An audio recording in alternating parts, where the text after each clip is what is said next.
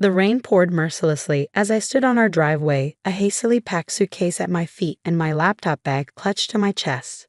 Through the streaming water, I could still see my father's face contorted with rage in the doorway. "You're throwing your life away for some stupid tech startup," he roared, his voice competing with the thunder. "No daughter of mine is going to waste her Stanford degree on this nonsense." My mother stood behind him, her expression a mix of disappointment and concern. "Olivia, please," she pleaded. "Just take the job at Goldman Sachs. They're offering you everything: security, prestige, a real future." I tightened my grip on my laptop bag, feeling the hard edge of my business plan inside. 2 years of research, countless sleepless nights, and the validation of 3 tech incubators, all dismissed as nonsense because it didn't fit their definition of success. "This isn't nonsense," I said, my voice surprisingly steady despite the trembling in my hands. AI-driven cybersecurity is the future. My algorithm could protect millions of people from. "Enough," my father cut me off. "Either you take that job offer, or you're no longer welcome in this house." The rain soaked through my clothes as I stood there, 23 years old, summa cum laude from Stanford, and about to be homeless. But something inside me had changed. Maybe it was the countless rejections that had only made my resolve stronger, or maybe it was simply time to stand up for myself. "Then I guess I'm no longer welcome," I replied, picking up my suitcase. My mother gasped. "Olivia, don't be ridiculous. Think about your future." "I am thinking about my future, Mom, just not the one you planned for me." As I turned to leave, my father's voice cut through the rain one last time.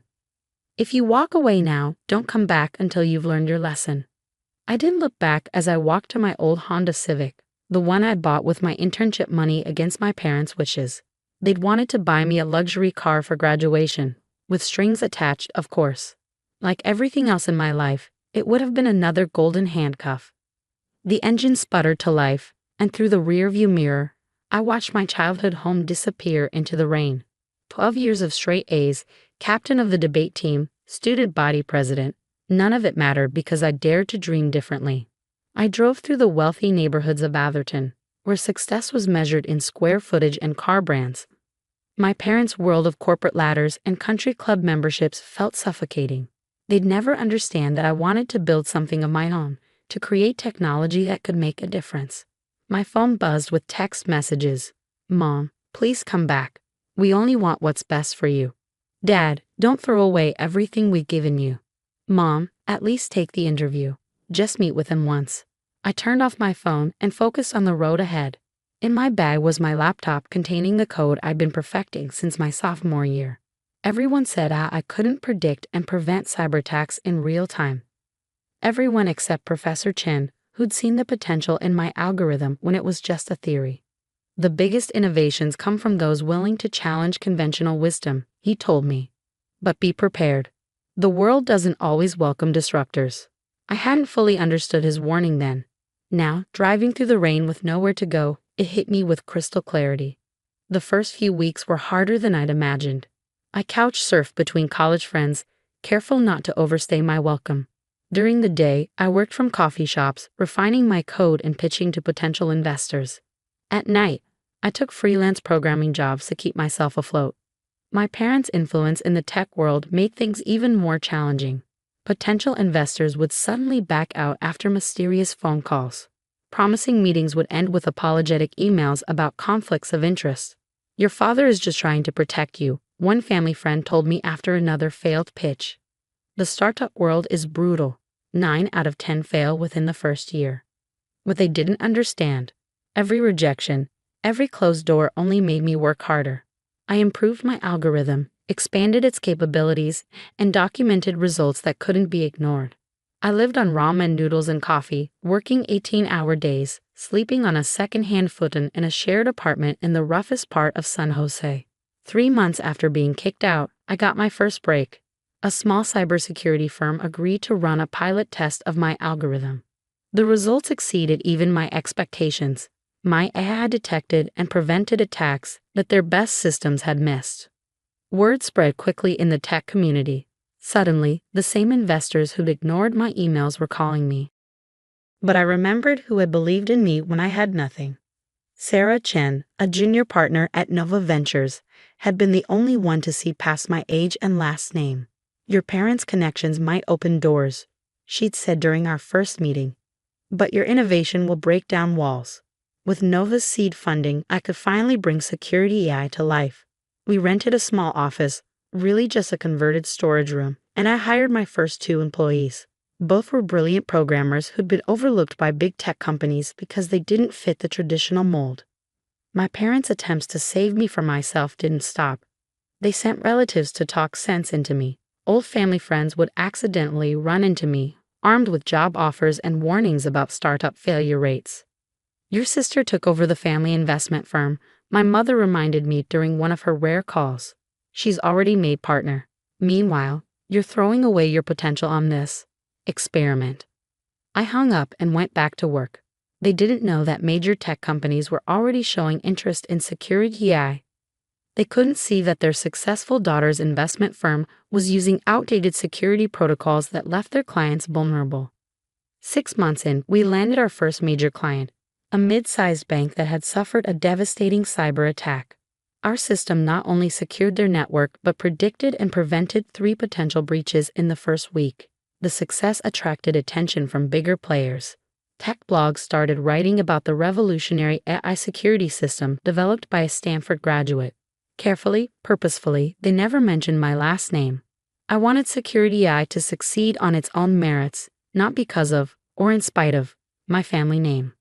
1 year after being kicked out, I stood in our new office, a real one this time, with actual windows and space for our growing team.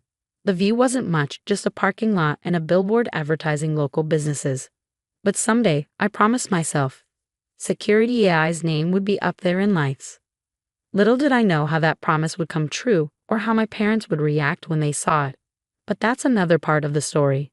4 years after that rainy night, Security AI had grown beyond my wildest dreams. Our small team of 3 had expanded to over 200 employees across 3 offices.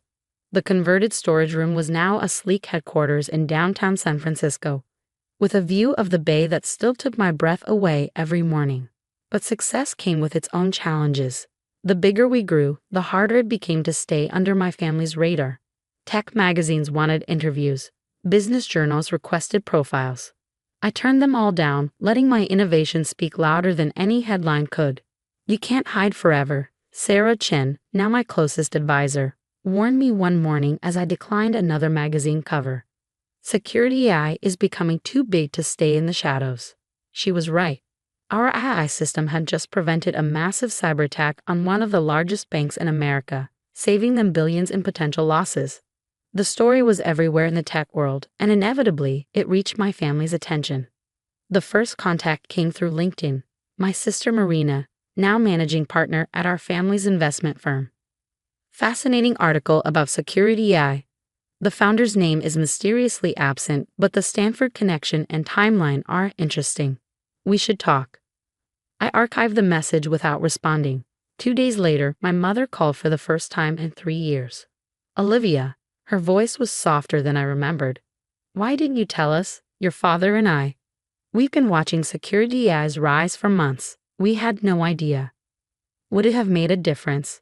I asked, keeping my voice neutral. Would you have supported me if you knew? The silence on the other end answered my question. I have a meeting, I said. Goodbye, Mom. The meeting was with Microsoft's cybersecurity division. They wanted to integrate our AI system into their entire platform, a deal that would make Security AI a household name overnight. As I stood in their Seattle boardroom, presenting to their executives, I couldn't help but think about how far I'd come from that rain-soaked driveway. The Microsoft deal was just the beginning. Google called next, then Apple.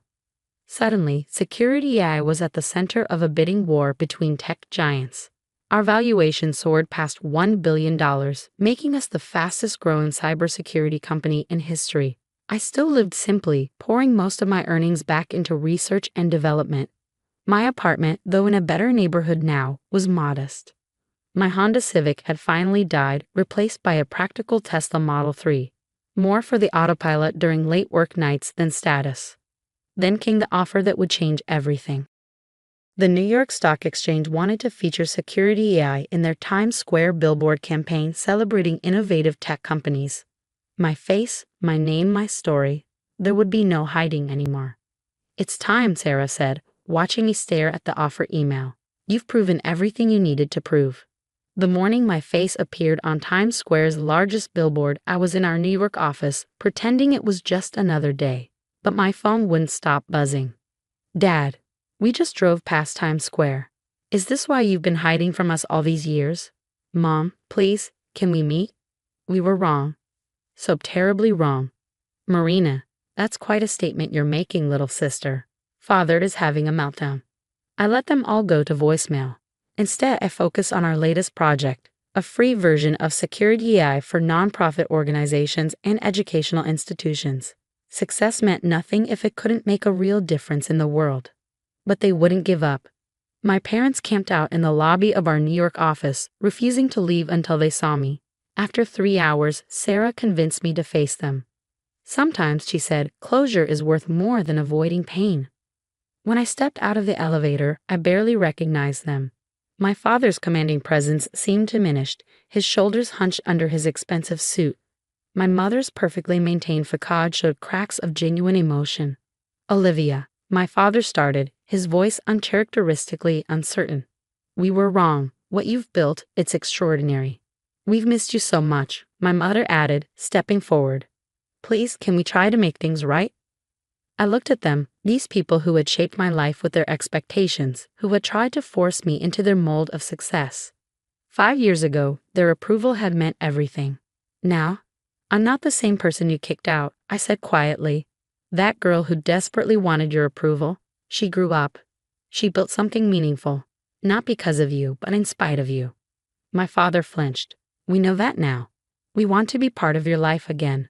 Your sister's firm. We could collaborate, bring security AI into the family business." I held up my hand, stopping him. "That's exactly why this meeting needs to be short. You still don't understand. I didn't build security AI to prove you wrong or to earn my way back into the family. I built it because I believed in something bigger than our family name." "But we're still your parents," my mother pleaded. "Surely that means something." I smiled, feeling oddly at peace. "It does. It means I'll always be grateful for the education you gave me. It means I'll never forget the lessons you taught me, both the ones you intended and the ones you didn't. But it also means I know exactly what I want to say to you now." They leaned forward, hope flickering in their eyes. "Thank you," I said clearly, "for kicking me out that night. It was the push I needed to become who I was meant to be." Without waiting for their response, I turned and walked back to the elevator. Through the reflection in its polished doors, I watched their expressions shift from hope to understanding. They had expected forgiveness, a tearful reunion, a return to the fold. Instead, they got something else, a daughter who no longer needed their approval. The next morning, Security AI's stock opened at $245 per share. My face still glowed on the Times Square billboard, but it wasn't about proving anything anymore. It was about the thousands of companies our technology protected, the jobs we created, the changes we'd made possible. My phone buzzed with a text from Sarah. "Your father's investment firm just tried to buy a major stake in Security AI." I smiled and typed back, "Too late. We already donated those shares to fund cybersecurity education for underprivileged students." Sometimes success isn't about proving your worth to others. Sometimes it's about proving to yourself that you were right to believe in your dreams, even when no one else did. And sometimes the best revenge isn't revenge at all.